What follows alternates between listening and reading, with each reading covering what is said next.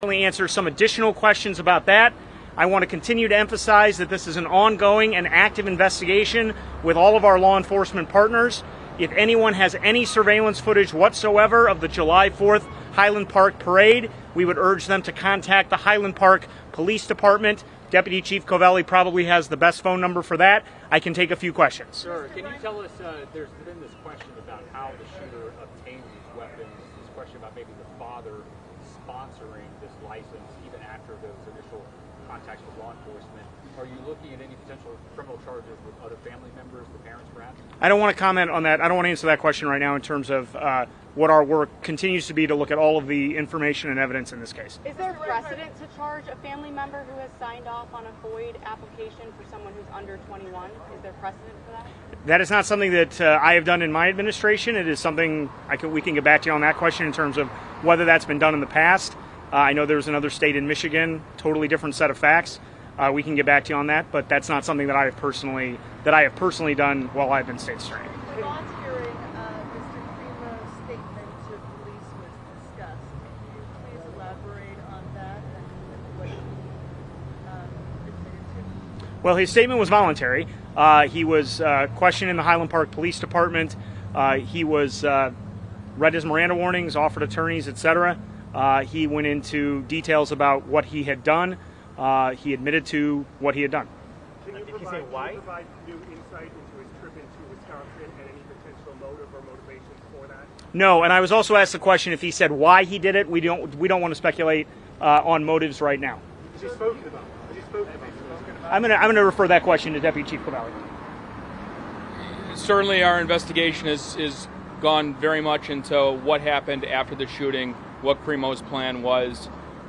Investigators did develop some information that it appears when he drove to Madison, he was driving around. However, he did see a celebration that was occurring in Madison, and he seriously contemplated using the firearm he had in his vehicle to commit another shooting in Madison. Do you know how much ammunition he had at that point on his body? Approximately 60 rounds. At that point, he did? Yes. 60? Yes. What about his motivation for the attack in the first place? His motivation isn't necessarily clear. I don't want to go specifically into what he told investigators. However, he had some type of affinity towards the number 4 and 7, and inverse was 7-4. Do you believe his plan was to go to Highland Park and then to Madison all along? We don't have information to suggest he planned on driving to Madison initially to commit another attack. We do believe that he was driving around following the first attack and saw the celebration. When he got to Madison, did something deter him from attacking, or did he appear to make a decision himself to not attack? Indications are that he hadn't put enough thought and research into it. Have you talked to the female witness you were looking for yesterday, and what did you learn? We have not been able to locate her yet. Do you know anything about the affinity to the numbers 4, 7, what the significance is of that? It apparently comes from music that he's interested in. What about the weapons? We understand now that he bought one of them in 2020, but he's learned more information about that. What can you share? Yeah, so in 2020 he bought 4 weapons. The weapon used in the July 4th attack, a Celtic Sub 200, a Remington 700, a shotgun. In 2021 he purchased a Glock 43X, and that was after his 21st birthday. Sir, the shooter changed his mind and came back from Madison. I can't speak to why he decided to come back from Madison. There are indications that he didn't put enough planning forward to commit another attack. There's been some questions about the FBI and their response in Madison, evidence technicians in Madison. He did dispose of his phone in Madison, the Madison area in Middleton. That phone has since been recovered. Chief, is the father cooperating with the investigation? I don't want to go into levels of cooperation. We're talking to everybody, though, and working on getting the most cooperation we can out of everybody. In 2019, Highland Park notified the state police about the knife incident. Is there not a mechanism in this firearm identification law, that hard law, that is there not a mechanism where that should have stuck around? Like, why wasn't that flagged when just months later he's getting a gun? I don't want to speak to the state police's protocol or procedure. I do believe they've issued some information about that incident, the information they received, and their decision making that went into that process. that really solely rests on them, and I don't want to speak to their protocol. But to your knowledge, Dana. there's nothing in their system that holds on to those things. If the person I don't have access to their system to even know that, so I really don't want to speak to that. Dana. I just need some clarification. It was a little unclear. So the Smith & Wesson that was recovered, was that recovered on the ground, and that was the weapon that fell out of the bag and used in the shooting, or was the rifle used in the shooting recovered on the roof? The rifle used in the shooting was recovered on the ground. That's the object that he dropped. We're still looking to speak to the witness who saw him drop an object wrapped in a red blanket or red cloth. So we actually took the rifle with him. Chris, you guys still think it was dropped intentionally or dropped accidentally? I don't want to speculate on why. There could be a lot of reasons why. I don't want to speculate. Did he shoot anybody? Like it had been an accident. Once he came on the ground, or was all the shooting done on the roof? All of the shooting was done on the roof. Can you Can you provide clarify what information? weapon he had in Madison, Wisconsin, when he decided not to do it? The Celtic Sub 200 is what he had in Madison. Can you provide information about what services will be available at 12 p.m. at the Hyde Park High School? Absolutely. High School, The FBI Victim Service Response Team, they're opening their Family Assistance Center today at noon. That will be open at the Highland Park High School. It's going to be open from noon to 9 p.m. It's for anybody impacted physically, emotionally by the events that happen in Highland Park. Tomorrow and Friday, it'll be open from 9 a.m. to 9 p.m. and thereafter as needed. Additionally, personal effects that were on the parade route are being evaluated by the FBI Evidence Response Team. That's going to take a bit of time. The personal effects that were on Central between 2nd and Green Bay, those should be available this afternoon for those that want to collect their property that was left in those Where do areas. they collect For the them? state's attorney. The Highland Park High School. Sir, during the bond hearing, there were some details about how the shooting happened. The fact that he reloaded. Can you sort of summarize what was said in the bond hearing, since the audience couldn't be there? Yeah. So Chief Ben Dillon handled the Dillon Dillon handled the details of the bond information that was given to the judge. He indicated that from the roof of the store, the defendant emptied one clip of I believe 30 rounds and reloaded a second clip. I believe emptied that clip. I'm not positive. And actually reloaded a third time, and so those details may change obviously as the investigation continues. But that's the information that we gave to the judge today. So the shooter passed 4 background checks despite these reports of an attempted suicide and the fact that he said he wanted to kill everyone and had this knife collection. How is that possible in a state with some of the strictest gun laws, and how frustrating is that for you?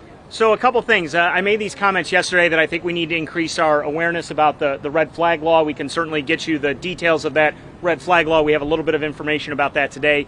When I have said the words red flag law, that's a specific firearm restraining order. We have to get into a little detail here. There's a firearm restraining order. There is also a process to check individuals before they get their FOIDs. So there are 2 processes happen. So the Illinois State Police managed the FOID process. That's the fire owner ID card under Illinois. The Illinois State Police managed that process. Deputy Chief Covelli and I share the same response on that, which is that you have to get into the details of exactly when the information is given to the state police, what is the level of detail that's given to the state police, and then how they deal with that information for the FOID application process. There was never a firearm restraining order. That's what I have used the term red flag. That type of order has never been, Mr. Crimo has never been involved in that type of order. That is an order where primarily family members and other individuals can go to a court and ask that somebody have their firearms taken and not be allowed to purchase firearms. To be very clear, that did not happen in Mr. Crimo's case. A lot of the questions have been about the Illinois State Police internal process. Was there attorneys that made that request, though, if the family didn't, since the police went out to the home, could they have? It's on a case-by-case basis, and it would depend on the individual information that they had at that time. And to be clear, there were no firearms when they went to the home in 2019. So we'd have to look at some very specifics of. Can you confirm if there is now an 8th victim, and do you plan to file additional murder charges? There is. I have not heard anything about. I've not heard anything about an 8th victim. There was another victim that was identified. Is that the 7th victim? Yes. Yeah. That is the 7th victim. That is the 7th victim. It's a total of 7 victims that have passed. Chris, just for Mr. Reinhardt, can I ask you, sir, just on Did he make any phone calls on the road going to and from Madison? I can't get into those specifics at this point. Just on, as a public safety professional, just your reflection. This is obviously the same type of weapon system that we've seen used in so many attacks across the country. As someone here who's responsible for public safety, just your reflection on that same type of weapon being used in attack in your community. Yeah, I was asked about my reflections upon the use of this type of weapon in an attack in my community, what happens to be my hometown. As I said yesterday, the state of Illinois and the United States should ban these types of assault weapons. We had this ban from 1994 to 2004 with bipartisan support. Bipartisan support. There was a ban of these types of weapons between 1994 and 2004. Everything shows that these types of horrifying, devastating incidents went down during that time. My position as a public safety professional, as one of the many individuals responsible for the safety of the people in Lake County, we should have a statewide and national ban on assault weapons. So the fact that he confessed in crime changes the dynamic of your case, but you can still enter a not guilty plea. Of course, he can. Yes, with the arraignment the arraignment will likely be in August. Just to give you the schedule, the next court date was set as, I believe, July 28th at the request of we asked to move that up to late July. He will be represented by the Public Defender's Office. They had one of their most experienced attorneys present in court today. They will consult, and this matter will be presented to a grand jury or a judge at some point for additional hearings regarding the evidence to see if he should be held over for trial. Obviously, we predict that, or we wouldn't have filed the charges, and an arraignment will likely be in August. And when do you plan on presenting the rest of the charges against him? Yes, thank you for that question. The question was, when will the rest of the charges be presented? Yesterday, I referred to the fact that there would be additional charges, many more charges against this defendant because so many people were hurt. For each individual was hurt, people can anticipate an attempt murder charge as well as an aggravated battery with a firearm charge. All of those are Class X felonies, which have obviously serious prison time associated with them. But other people were attempted to be murdered, people who were not shot. So there are many different charges that we are reviewing with respect to the other individuals who have sadly been injured by this, frankly, who were present on the scene. They were shot at. That may also constitute an attempt murder charge. Every time he fires a bullet at an individual, he is committing aggravated discharge of a weapon, whether he hits someone or not. There will be many, many more charges coming in the coming weeks. I don't want to say for sure, but I would anticipate all of those charges being presented at one time in late July. Sir, has this shooting exposed then a gap in the state's gun laws? I mean, as a prosecutor, I'm curious what your thoughts are here. Here's somebody that clearly shouldn't have had a gun. There were problems. Even if the laws worked as designed, he still got a gun. Well, yeah, the gap in the state's gun laws would be that we don't ban assault weapons. So, yes. With respect to the red flag laws, you have to look at the individual. You have to look at it on a case-by-case basis. When the information is inputted to people who are working on all types of public safety issues and how that information is stored, how that information is flagged later. But with respect to holes in gun laws, we need an assault weapon ban, and we need to make sure that the community, we need to make sure that law enforcement is using the red flag law, the firearm restraining order law. But sir, if today someone gets confiscated 19 knives, in 5 months, would he be able to buy guns? I mean, following the rules? So great question. The question was, how do the 19 knives, when you confiscate 19 knives, how does that affect some of the procedures that we've been talking about? Many of these questions will have to be answered by the Illinois State Police, only because that internal FOID process is set by administrative regulations and is set by internal ISP procedures in terms of getting what's called the FOID card in Illinois. That's the Fire Owner ID card. And so, again, it's on a case-by-case basis with respect to what they knew. But in that case, there had not been any firearms confiscated, that's what I know right now. But the Illinois State Police are going to have to answer those questions regarding their internal process. Your position seems pretty clear that someone who gets confiscated 19 knives shouldn't be allowed to buy guns. I mean, I think it's common sense. Yes, it would depend on the details of what was being said about knives, whether anything was being said about firearms. I have not seen that individual police report yet from 2019. Couple more. The director of the FBI just spoke moments ago about this. FBI Director Christopher Wray. He said that federal charges could come in this case. That obviously his agents are working with your team. Obviously you're the lead, but can you talk about your discussions with federal officials as well about possible federal charges? Yes, thank you very much. The question was to go through some of the discussions with federal officials. U.S. Attorney John Lausch and I, L-A-U-S-C-H, John Lausch, he and I are talking every few hours. He and I were both present at the command post and at the Highland Park Police Department throughout July 4th and July 5th. U.S. Attorney Lausch and I were also present yesterday at a press conference, and we're talking every few hours, as I said. We are constantly evaluating the information. Much of the information is digital. Much of it has to be evaluated, with a lot of detail, right? With a lot of precision. The FBI is analyzing that information, and I would refer you either to Director Wray or U.S. Attorney Lausch with respect to the timing of any federal charges.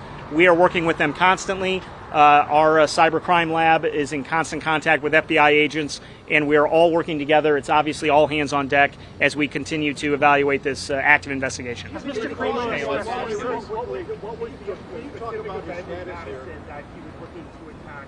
Where was his phone recovered in Middleton, and did he admit to all of that?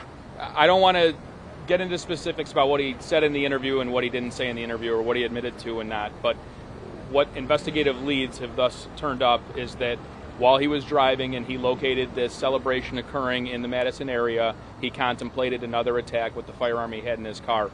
His cell phone was dumped in the 6500 block of University Avenue in Middleton. That was recovered yesterday by the FBI, and it's being processed right now. Why did you go to Madison? Talk a little bit about his status here at the detention center. Is he being separated from the prison population, and is he on suicide watch? So what happens now that the bond hearing occurred, the judge held him without bail. He will go through an intake process at the Lake County Jail. They will go through a number of criteria, questions, and he'll be classified on where he should be placed within the jail. Depending on how those questions turn up, he might be placed in an individual cell. That's something that the jail will work on, and they go through their internal processes. Chris, 7 hours looking for him. Where was he at in Kenosha? During the interview, did he express any kind of remorse or anything like that? I don't want to get into his demeanor during the interview. We'll take two more, guys. Two more. Where was he at in Wisconsin? Sir? Where was he at in Wisconsin?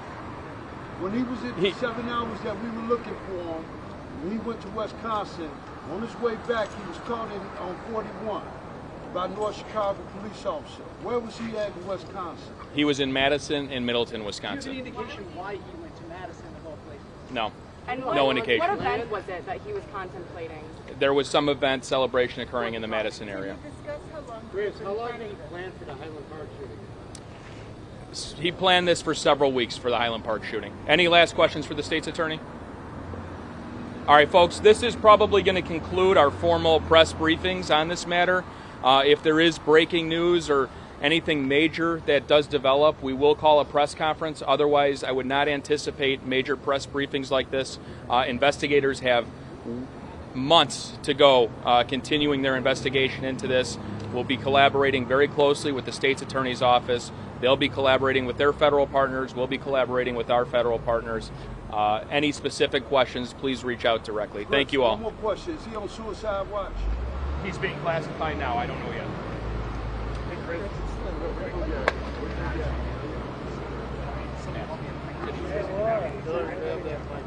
This one? Dave, this one? Chris, ¿el de arriba o el de abajo?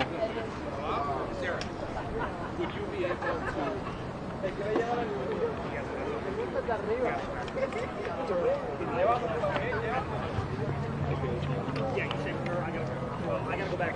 You're welcome. Which one?